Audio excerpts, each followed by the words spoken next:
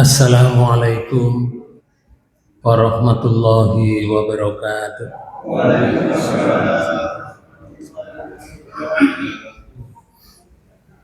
Bismillahirrahmanirrahim. Innal hamdalillah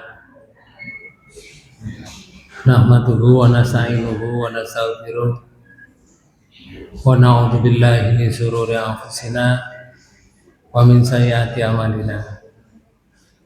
May yahdihillahu fa huwal muhtadi wa may yudlil fala hadiyalah. Qala Allah Ta'ala fi kitabihil karim. A'udzu billahi minasyaitonir rajim. Wa ma kunta bijanibil ghurbi idh qadaina ila Musal amra wa ma kunta minasyahidin. Shadaqallahul adzim.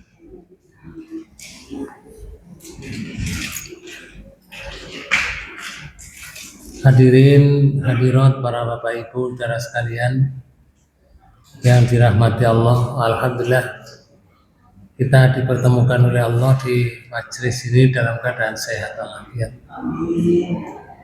Mudah-mudahan langkah kita semuanya dinilai oleh Allah sebagai amalan yang membuat kita semuanya husnul khotimah. Bapak ibu saudara sekalian,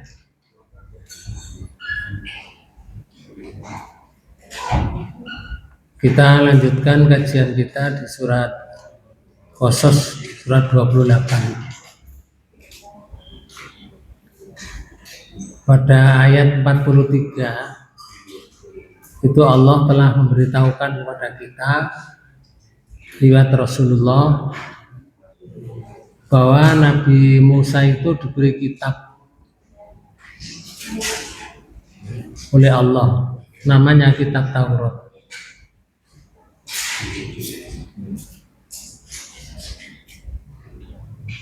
Setelah diberi kitab, orangnya banyak menentang Nabi Musa. Lalu ahlaknal quruna ula,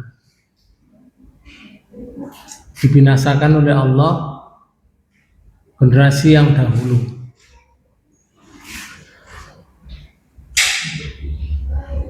Habis basairu linnasi.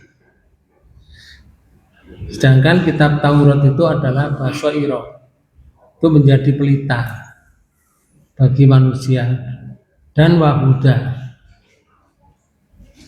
Kitab Taurat itu juga untuk menuntun petunjuk, warahmah, dan kitab Taurat itu juga rahmat dari Allah untuk kaumnya Nabi Musa. Tujuannya apa? La'allahum yatadzakkarun, agar mereka itu selalu zikir pada Allah, selalu ingat.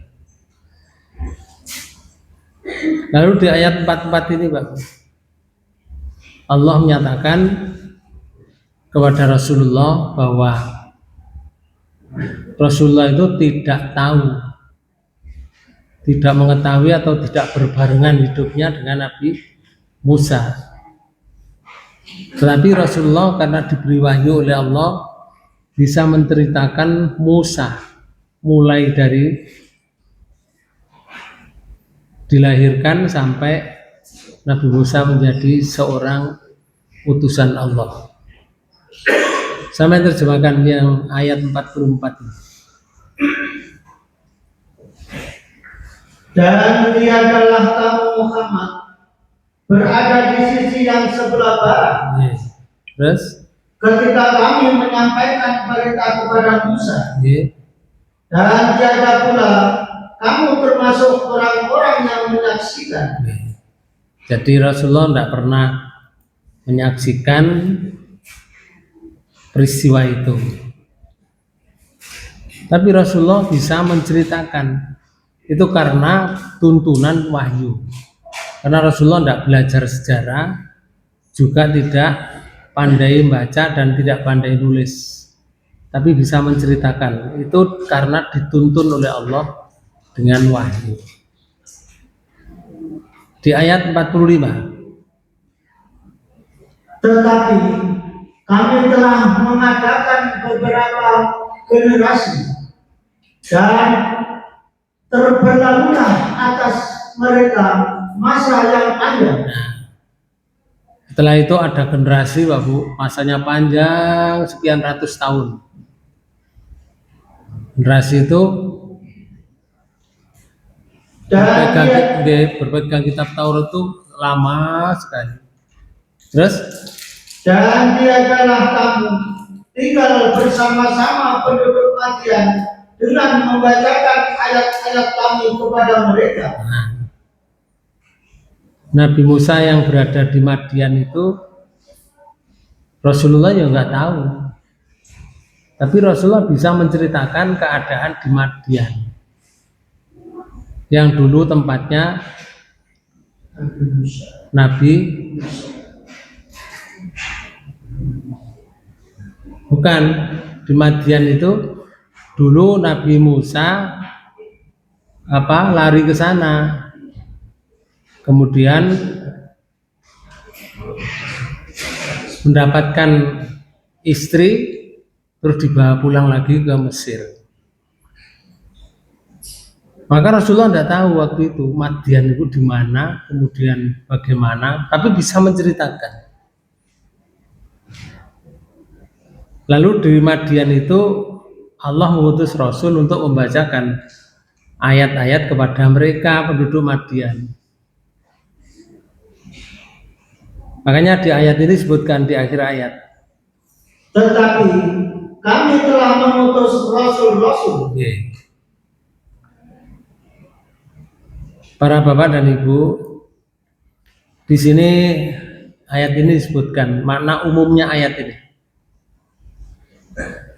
Itu menjelaskan bahwa Nabi Muhammad tidak pernah menyaksikan langsung kisah Nabi Musa, tidak pernah. Namun beliau bisa menceritakan dengan sangat detail, walaupun tidak pernah bertemu.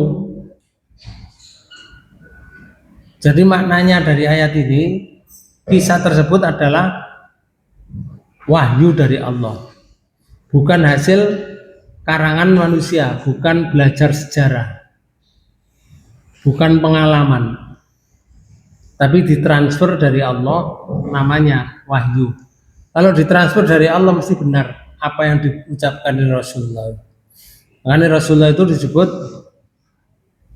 perkataan Rasulullah itu bukan sekedar perkataan, tapi wa ma yantiqu illa wahyu yuha. Dan tidaklah yang diucapkan Rasulullah itu kecuali wahyu. Semuanya itu dari Allah, ditransfer langsung. Para ulama, misalkan Ibnu Katsir, itu memberikan penegasan bahwa Allah menegaskan bahwa Rasulullah itu tidak hadir pada peristiwa Nabi Musa, sama dengan itu tadi. Yang kedua, ini adalah bukti yang sangat kuat bahwa Al-Quran itu adalah wahyu. Jadi bukan karangan, bukan yang dituduh oleh orang-orang musyrik kafir itu. Quran itu katanya asatirul awalin, hanya ceritanya orang-orang dahulu, bukan. Yono ceritanya orang dahulu, kok seperti ini kan cerita orang dahulu. Tapi Al-Quran itu wahyu, bukan sekedar kisah. Di tafsirnya Asadi, yaitu Abdurrahman Al-Asadi, itu menyebutkan bahwa ayat ini menjadi dalil bahwa Nabi Muhammad SAW adalah benar-benar utusan Allah untuk memperkuat Allah. Karena beliau menyampaikan berita yang tidak mungkin diketahui kecuali melalui wahyu. Orang tidak bisa menceritakan kecuali dituntun oleh wahyu, sehingga Rasulullah menjelaskan dengan bahasa kita itu jelentreng.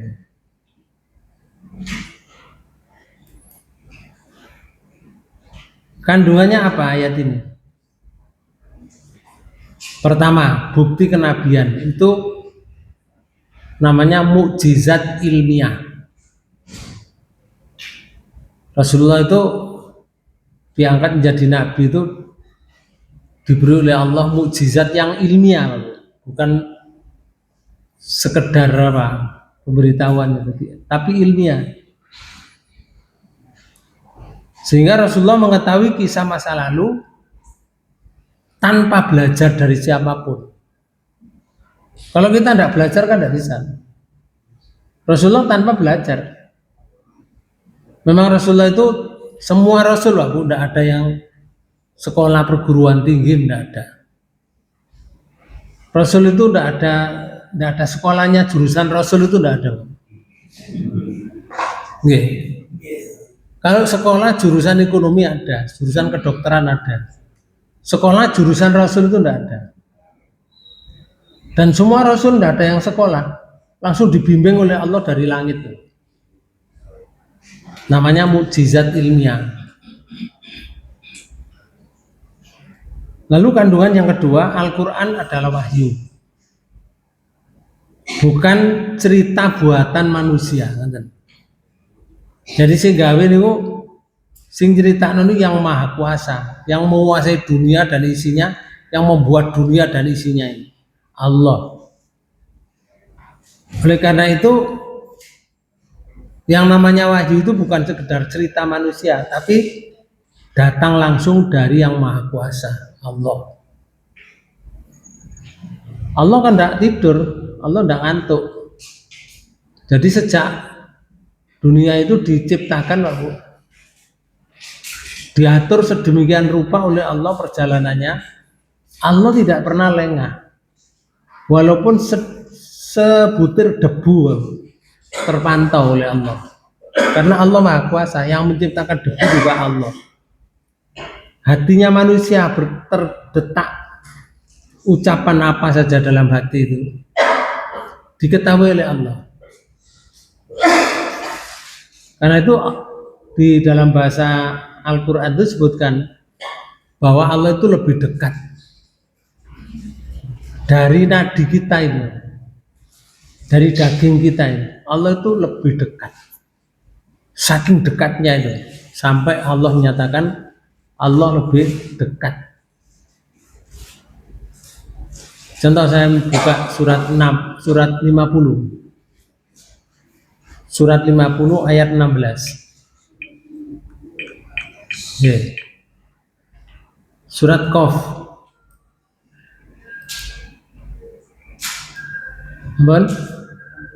Walaqad khalaqnal insana wa na'lamu ma tuwaswisu bihi nafsuhu wa nahnu aqrabu ilaihi min hablil warid. Dan sesungguhnya kami telah menciptakan manusia dan mengetahui apa yang dibisikkan oleh hatinya. Karena yang menciptakan manusia itu Allah. Karena yang menciptakan Allah, yang dibisikkan dalam hatinya itu didengar oleh Allah, diketahui. Lalu ditegaskan oleh Allah. Lanjutnya ayat. Dan kami lebih dekat kepadanya daripada urat lehernya.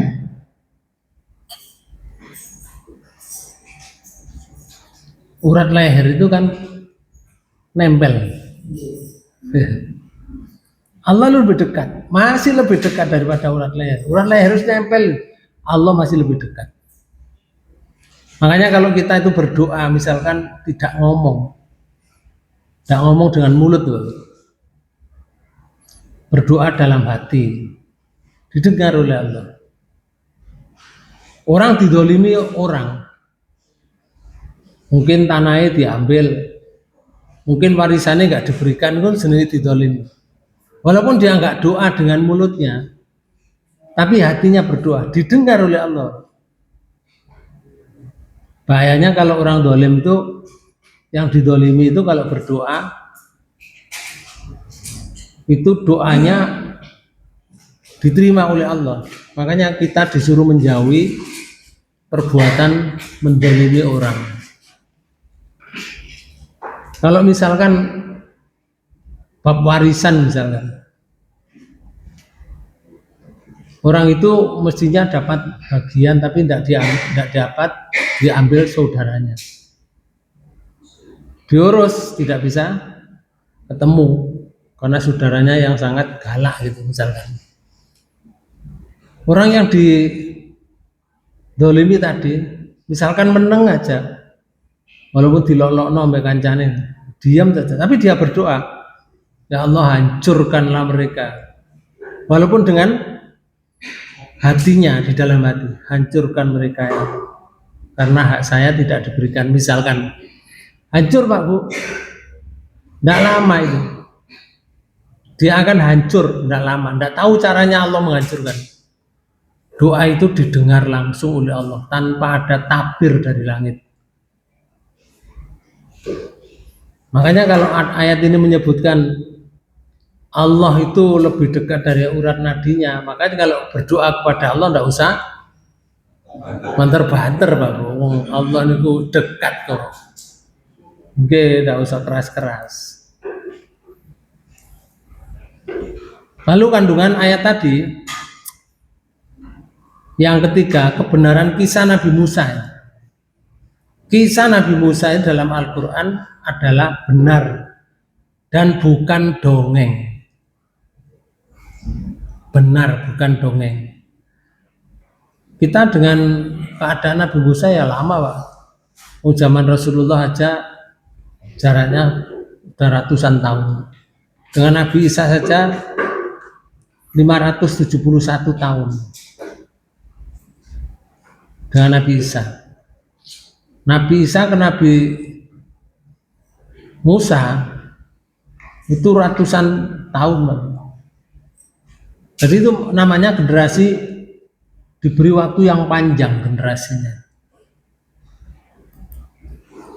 Rasulullah pernah bersabda dalam sebuah hadis riwayat Bukhari Muslim, innama ana basarum mislukum yuha ilayya. Sesungguhnya aku hanyalah manusia seperti kalian yang diberikan wahyu kepadaku. Ini hadis Bapak. Dan hadis ini juga Rasulullah telah diberi oleh Allah mukjizat namanya Al-Quran. Suruh menyatakan kepada umatnya kalau Rasulullah itu manusia biasa yang diberi wahyu. Contohnya di surat 18 di ayat 110 yang terakhir, ayat yang terakhir, surat 18 ayat 110. Allah berfirman kepada Rasulullah, suruh mengatakan kepada umatnya, mengatakan begini, Qul, Rasul sampaikan, innama ana basarum muslukum yuha ilayya. Nih, sama terjemahkan. Katakanlah, sesungguhnya aku ini hanyalah seorang manusia seperti kamu. Oh, ini gitu. Rasulullah itu manusia seperti kamu, seperti kita. Tidak beda. Bedanya di sini. Lanjut. Yang diwahyukan kepadaku. Bedanya itu. Isinya wahyu adalah bahwa sesungguhnya Tuhan kamu itu adalah Tuhan yang Esa. Nah, di sini isinya wahyu itu suruh menyampaikan kepada umatnya, menyampaikan bahwa Tuhan kamu adalah Tuhan yang Esa. Esa segala-galanya, Esa perbuatannya, Esa sifatnya, Esa yang lain. Esa yang tidak disebut satu, Pak boleh. Satu kok dua gitu. Maha Esa itu maha tidak satu. Kalau diterjemahkan memang satu Esa itu. Qul huwallahu ahad, katakanlah Allah itu maha satu. Itu artinya maha esa. Yang tidak bisa dijelaskan, esa itu sebuah perbuatan yang tidak seperti kita mengatakan satu itu mesti ono satu, melayu nih dua, ono 10 barang. Tapi esa itu tidak berangka perbuatannya esa. Nah itu suruh nyembah ke Tuhan yang esa itu, isinya wahyu. Lalu Allah memberitahukan pada Rasulullah, ya Rasul, kandhanono umatmu kalau mereka itu sudah menyembah Tuhan yang Maha Esa, kalau kepingin ketemu ini carane. Lanjut. Barang siapa mengharap perjumpaan dengan Tuhannya, Nggih. maka hendaklah ia mengerjakan amal yang soleh. Nah ini syaratnya. Kalau kepingin ketemu Tuhan yang disembah tadi, Tuhan yang Maha Esa tadi, syaratnya satu, supaya beramal soleh. Ini syaratnya. Syarat yang kedua, Dan janganlah ia mempersekutukan seorang pun dalam beribadah nah di sini syarat kedua. kepada Tuhannya. Nah, kalau kita kepingin ketemu Tuhan yang Esa yang disembah oleh kita, Tuhan Allah yang Maha Esa itu yang Maha Esa. Kayak ingin ketemu ya, caranya ini gua suruh beramal yang baik, perbuatan yang baik, baik menurut aturan yang Maha Kuasa, karena perbuatan yang baik itu diatur oleh Allah dan Rasulnya. Lakukan perbuatan yang baik itu. Nah, yang kedua, kalau kamu beribadah kepada Allah, pada Tuhan yang Esa itu, jangan disekutukan, jangan dicampur. Misalkan saya nyembah Allah, saya percaya bahwa Allah Maha Kuasa, tapi juga saya percaya bahwa Nyai Roro Kidul itu juga membawa kekuatan. Nah, itu namanya mensyirikan Allah. Kalau kamu beribadah jangan begitu, nanti gak ketemu Allah, gak ketemu Tuhan yang Esa yang kita sembah itu. Orang yang seperti itu disebut syirik perbuatannya, orangnya jenenge musyrik. Jadi kalau menyembah Allah itu ya satu, ikhlas saja karena Allah, tidak ditambahi yang lain. Sebagaimana Allah menyatakan di dalam Quran surat 98 nih 995 Pak. Oh 98 betul. Itu di ayat 5 itu sebutkan begini. Wa ma umiru illa liya'budullaha mukhlishina lahuddin. Inilah. Surat 98 ayat 5. Padahal mereka tidak disuruh kecuali supaya mereka menyembah Allah dengan pemikiran, memurnikan ketaatan kepadanya dalam menciptakan agama dengan lurus. Dalam menjalankan agama dengan lurus. Jadi ngeten, menyembah Allah dengan memurnikan. Menyembah Allah dengan memurnikan. Memurnikan itu murni itu apa? Murni. Tidak ada campuran kan?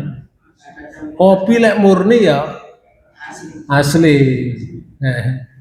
Jadi kalau menyembah Allah itu suruh murni, murni dalam ketaatan kepadanya, dalam menjalankan agama yang lurus itu. Menyembah Allah itu murni, nggak dicampuri. Kalau dicampuri itu namanya mensyarikatkan Allah. Contoh, wonge menyembah Allah sungguh-sungguh, tahajudnya sungguh-sungguh, sholat sunnahnya sungguh-sungguh, sholat wajibnya sungguh-sungguh. Tapi dia percaya bahwa jin itu mempunyai kekuatan seperti Allah, sehingga takut dengan jin. Lah itu jenenge gak murni. Kalau sudah menyembah Allah, Nggak ada tambahan lain aku. Jin itu pada kita, hanya badannya saja yang fisiknya yang tidak sama dengan kita, Pak. Jin itu ya urip, jin itu ndek bojo, jin ndek anak, ndek cucu. Betul. Berarti lek ndek bojo kan ana mantenan barang. Terus mantenane jin ten pundi ya karo jine ora ketok. Jin itu ya mati barang, ya loro barang. Seperti kita, Pak. Hanya tempatnya beda, fisiknya juga beda. Kalau kita badan wadak, jin itu terdiri dari api. Api itu bisa membumbung ke langit. Kalau keliling dunia, jin ya mudah. Mencolot wes ngono wis teko nggon kan. Jin itu gak iso kelep nang laut, gak seperti kita. Makanya jin mlebu nang jero laut ya iso. Sing kelep lah badan wadak ngene ya. Ada tembok tebalnya 5 meter. Jin enak ae mlebu bleng. Karena badannya jin tidak seperti kita wadak. Cuma jin itu walaupun halus badannya, tapi sifatnya kasar. Makanya ada kalimatnya kan, jim nun tak, apa? Jim nun tak. Iku lek diwaca ngene, jannatun surga. Artinya surga. Jim nun tak ya. Jannatun artinya surga. Kalau diwaca ngene, jinnatun.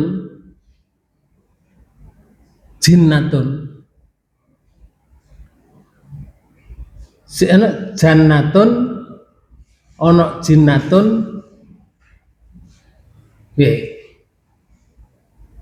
Kalau diwaca jinnatun itu beda artinya, Pak. Di dalam hadis itu ada asyamu junnatun. Kalau diwaca junnatun itu artinya tameng. Napa tameng itu? Perang itu ada perisai, Pak. Lek diwaca junnatun jim nun tak. Diwaca junnatun itu artinya tameng. Tapi kalau diwaca jinnatun itu adalah artinya sifatnya kasar. Jadi jin itu kasar, Pak. Oleh karena itu kalau jiwanya manusia itu dikuasai jin, orangnya jadi kasar. Gak lanang gak wedok apa doae. Menjadi kasar, omongannya juga enak, kasar, Pak, Bu. Perbuatannya juga kasar. Itu kalau jiwanya dikuasai oleh jin. Jadi kalau menyembah Allah itu murni, tidak percaya dengan kekuatan-kekuatan yang lain. Kekuatan hanya milik Allah. Kalau kita sebutkan itu la haula wala quwata illa billah. Tidak ada daya upaya kekuatan di dunia ini kecuali kekuatan itu dari Allah, bukan yang lain. Itu namanya memurnikan. Jadi kita nggak takut apa-apa. Yang ditakuti hanya Allah. Wong jin itu ya bisa dibunuh oleh kita, Bang. Tapi kita juga bisa dibunuh oleh jin. Ngoten. Jin itu ana sing gregetno, ana sing gak. Nggih. Sing jin iku kelebonan setan jenenge jin kesetanan. Iku jenenge jin kelebonan setan. Sama dengan manusia. Manusia yang dileboni setan namanya manusia kesetanan, sama. Karena setan itu sifat daripada akhlaknya iblis. Itu namanya syaiton. Balik lagi. Jadi hadis ini menegaskan Bapak sekalian, Rasulullah menyatakan innama ana basarum mislukum yuha ilayya. Sesungguhnya aku ini hanyalah manusia seperti kalian yang diberi wahyu kepadaku. Hadis ini menegaskan bahwa Nabi tidak mengetahui yang gaib kecuali dari wahyu. Apa yang beliau sampaikan adalah dari Allah. Walaupun Nabi, walaupun Rasul gak iso menebak mending ku jangan ono ngene gak ero. Nggak tahu. Kecuali diberitahu oleh Allah. Baru Rasulullah menyatakan. Ngoten. Makanya itu ini Quran surat 31 itu Allah menyatakan begini. Surat Luqman di ayat yang terakhir. Begini. Innallaha indahu ilmu sa'ah wa yunazzilul ghaisa wa ya'lamu ma fil arham wa ma tadri nafsum madza taksibu ghadan wa ma tadri nafsum bi ayyi ardi tamut innallaha alimun khabir. Menerjemahkan. Sesungguhnya Allah hanya pada sisinya sajalah pengetahuan tentang hari kiamat. Yeah. Jadi tentang hari kiamat itu hanya Allah yang tahu. Gaib itu. Rasulullah nggak tahu. Walaupun seorang Rasul, kalau tidak diberitahu oleh Allah. Dan nyatanya Rasulullah tidak tahu. Ditanya malaikat ya tidak tahu. Malaikat sendiri ya tidak tahu. Lalu dan dialah yang menurunkan hujan. Nah, Allah yang menurunkan hujan. Kita tidak bisa menurunkan. Walaupun Rasul juga tidak bisa menurunkan. Tapi minta kepada Allah untuk diturunkan bisa. Kalau Allah mengendaki. Lanjut. Dan mengetahui apa yang ada dalam rahim. Ketahui oleh Allah. Allah kan yang menghidupkan dalam rahim itu. Kita dulu kan pernah dihidupkan di rahim. Mulai dari air sampai menjadi anak metu niku dadi anak terus saiki kita gede-gede ngeten iki. Iku sing ngatur Allah yang mengetahui di rahim. Terus dan tiada seorang pun yang dapat mengetahui dengan pasti apa yang akan diusahakannya besok. Oh. Besok itu jangan ono opo, terus awake dhewe nglakukan opo? Karo.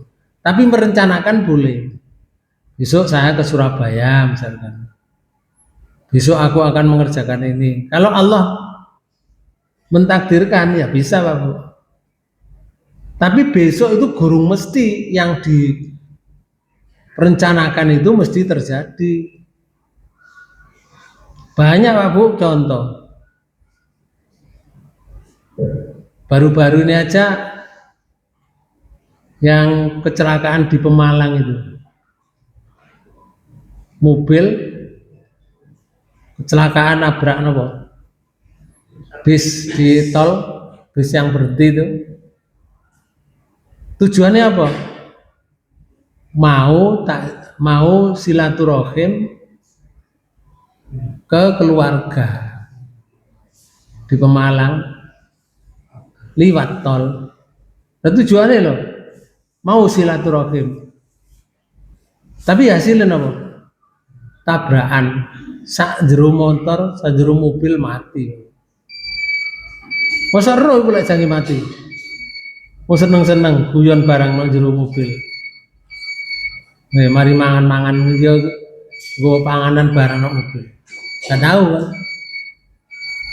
Karena itu yang diusahakan besok itu apa? Enggak tahu. Kecuali Allah meridhoinya bisa ketemu yang diusahakan, yang direncanakan itu. Siji, nomor loro. Dan tiada seorang pun yang dapat mengetahui di bumi mana dia akan mati. Oh. Ayo awake dhewe jange mati nang ndi karo. Karo aku, matine nang ndi karo. Tapi lek pesen aku meneh lek mati kuburno kene kadang-kadang bisa, Pak. Tapi kadang nggak bisa. Matine di mana?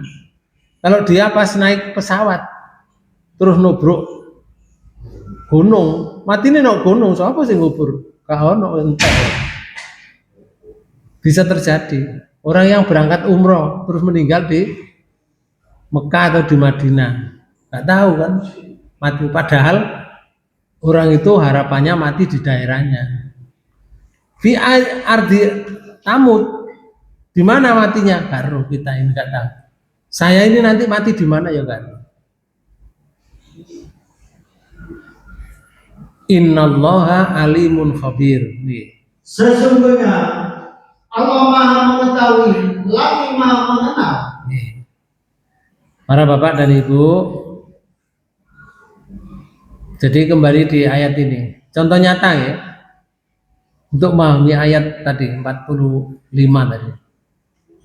Orang yang bercerita tanpa hadir. Jika seorang menceritakan kejadian detail, tepat, akurat, padahal dia tidak hadir.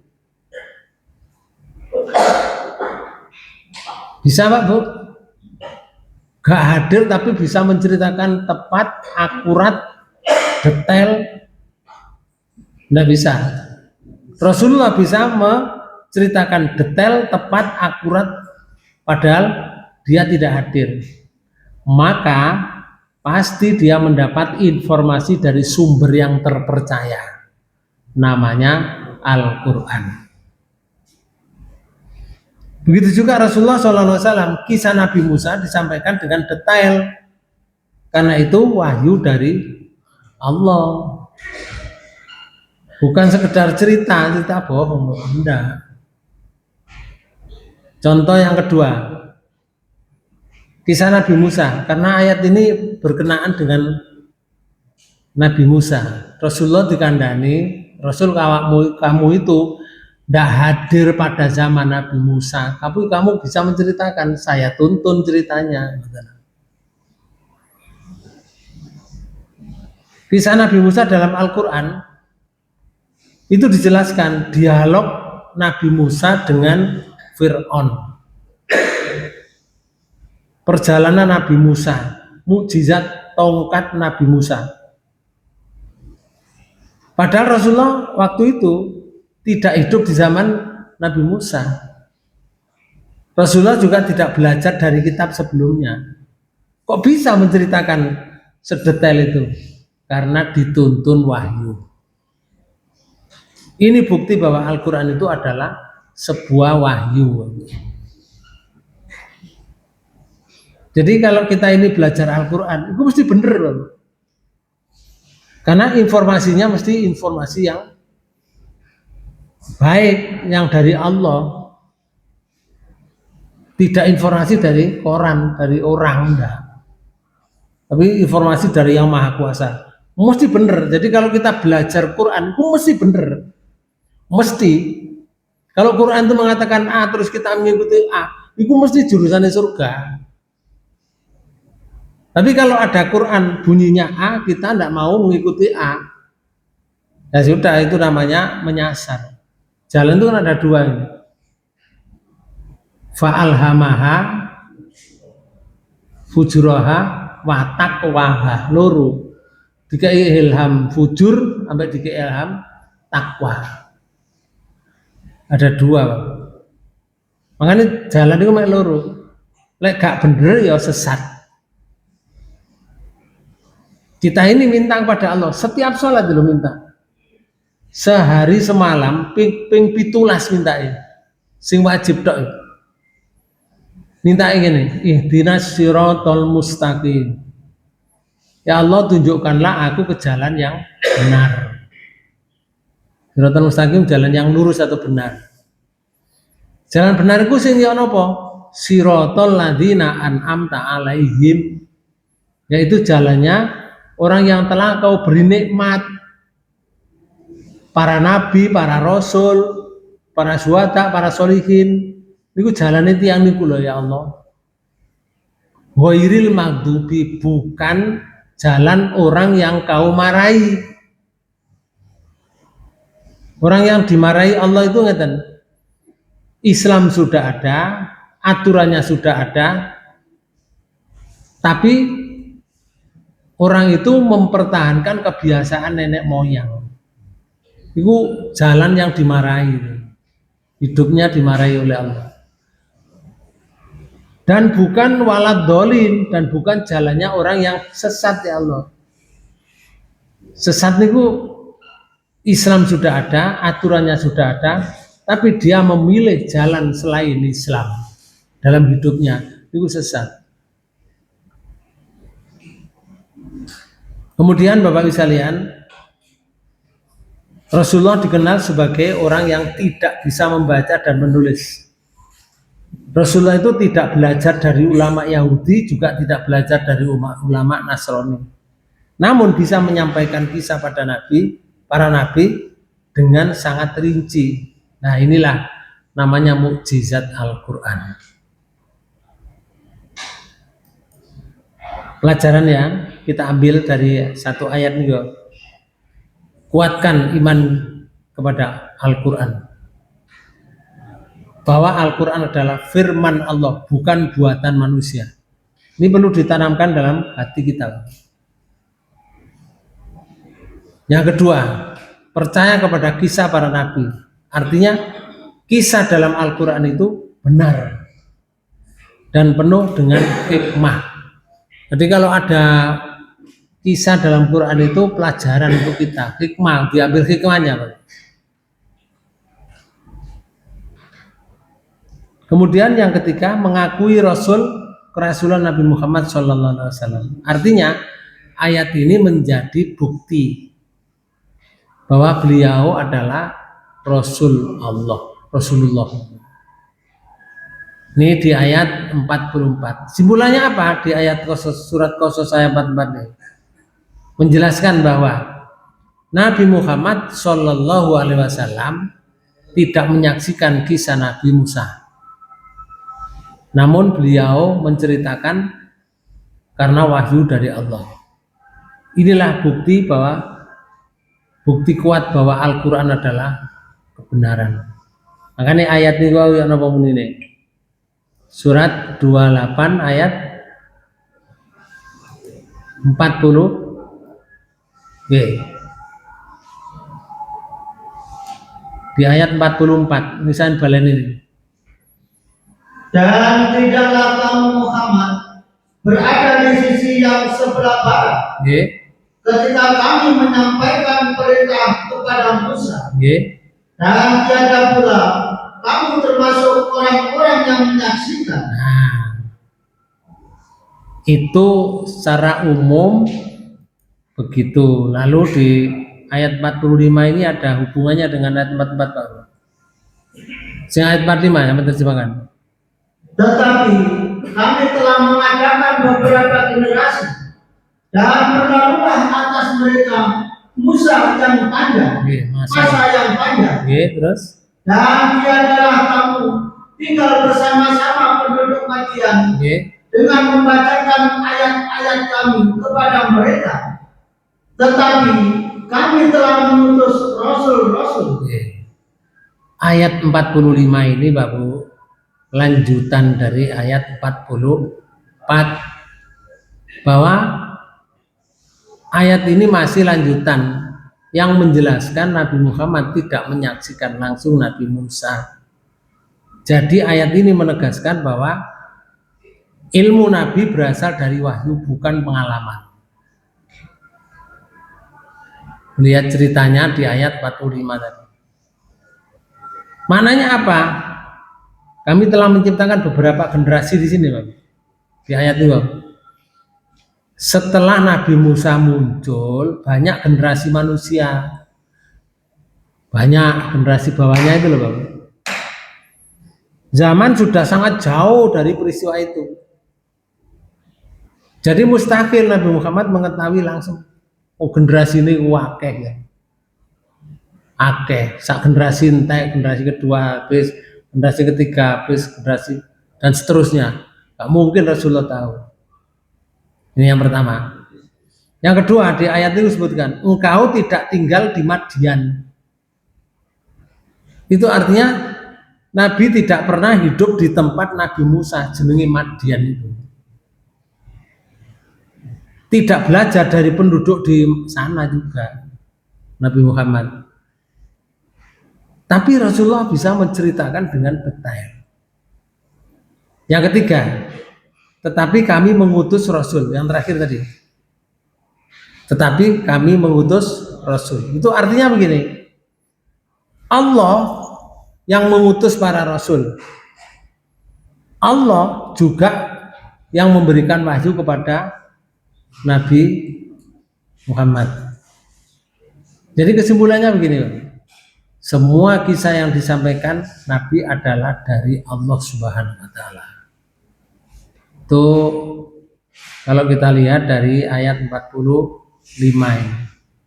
Para ulama termasuk Ibnu Katsir itu memberi penegasan begini, Rasulullah tidak hidup di zaman Nabi Musa, tidak tinggal di Madian, tidak belajar dari manusia, maka ilmu beliau dari wahyu Allah. Sama dengan yang dijelaskan di atas. Di tafsir yang lain, menurut As-Sadi, ayat ini adalah bukti kenabian, bahwa Nabi menyampaikan berita gaib yang tidak mungkin diketahui tanpa wahyu. Tapi orang itu begini, ketika Rasulullah menceritakan itu tidak percaya, dianggap Quran itu dongengan orang dahulu. Terus kancane dikandani, kono aja melok Muhammad. Kon diwacana Quran itu lho dongenge wong biyen. Ngono. Dongengnya orang dahulu. Sehingga orang tidak mau belajar Quran. Dianggap Quran itu dongeng. Padahal semua kisah itu ada hikmahnya. Semua kisah yang diberikan oleh Allah itu dalam Al-Quran itu semuanya ada hikmahnya untuk kita pelajari, menjadi pelajaran. Nah, itulah yang bisa saya sampaikan. Mudah-mudahan ada tambahan ilmu untuk kita sampai di ayat berapa ini? 45 di Quran surat 28. Insya Allah di ayat selanjutnya kita akan pelajari